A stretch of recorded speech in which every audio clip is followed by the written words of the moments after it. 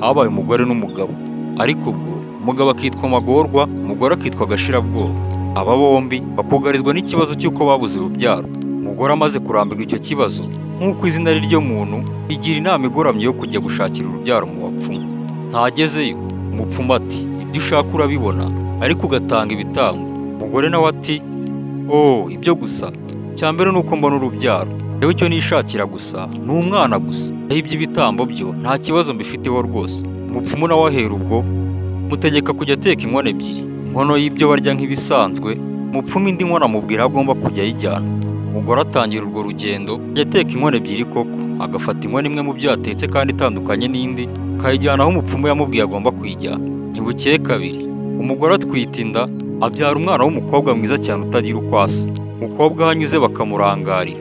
Ibigo yigaho byose, abanyeshuri biganaga bamubonaga nk'igitangaza, bitewe n'ubwiza yari afite, uburanga buhebuje butagira ingano. Umukobwa wari warakuze neza kandi vuba cyane, kugeza ubwo bo biganaga wabonaga barusha igikuriro. Igihe cyarageze rero, nyamugore ubukene buramusaga, si we wishyizeho umugogoro wo kujya asohora utwo atunze ashyira abapfumu.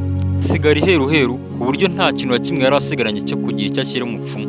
Reka rero ibyo yemeranye n'umupfumu se nk'aho amasezerano yishe. Aho babera abagome rero, ntiyahise atwara uwo mwana. Umukobwa ahubwo ibyamubayeho byaragahomamunwa.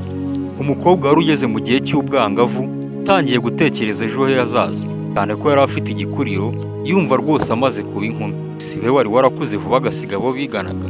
Baje gutungurwa no kubona noneho ahindutse umuntu udasanzwe. Babona rwose ahindutse akana gatoya cyane. Kubera ko ibi byose bigira ingaruka, izi zari ingaruka zo kuba igisubizo cyarashakiye mu bapfumu. Umukobwa rero yahindutse akana gato, ibingibi bikamutera ipfunwe. Noneho icyari gitangaje ni uko uwo mwana yari afite agahanga kanini cyane, uburyo byari bimuteye ipfunwe kandi bikabije. Noneho iza kugira atakibasha no kubyihanganira. Abanyeshuri rero nabo urabazi, tukumu urw'amenyo biva kure.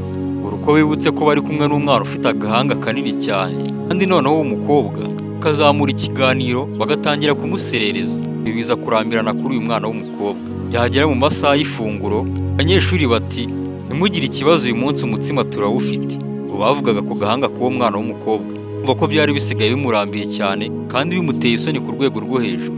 Kugeza ubwo neza kwiga byamunaniye atangira kwirambira. Agahinda k'uwo mwana w'umukobwa rero n'ipfunwe yaterwaga n'umutwe yari afite, amarira y'ababyeyi be n'ubukene bari bafite bwaterwaga n'uko umugore yari yaratwaye umutungo wose, yari yawusahuye awusahurira mu bapfumu. Ibi byose rero byatumye nyamukobwa yiyahura, bidasize n'umubyeyi we w'umugore nawe akurikiraho bitewe n'uko yabonaga abuze umwana w'igikundiro yari afite. Izi zose zari ingaruka zo kujya mu bapfumu gusa. Buriya mu buzima, ikintu tuba dusabwa ni ukwihangana gusa, tugategereza igisubizo cy'Imana akaba ariyo dutumbiraho. Umugabo yasigaranye agahinda, ariko nyuma y'igihe gitoya nawe kwihangana byaramunaniye, afite icyemezo cyo gukurikira nyamugore n'umukobwa we, warebe byibuze ko yazabasanga aho bagiye. Urugo rurangira gutyo, n'ubu iwabo wa nyamugabo na nyamugore ndetse n'umwana wabo habaye amatongo. Inkuru rero ibabera isomo, nizere ko nawe ukuyemo isomo ryawe.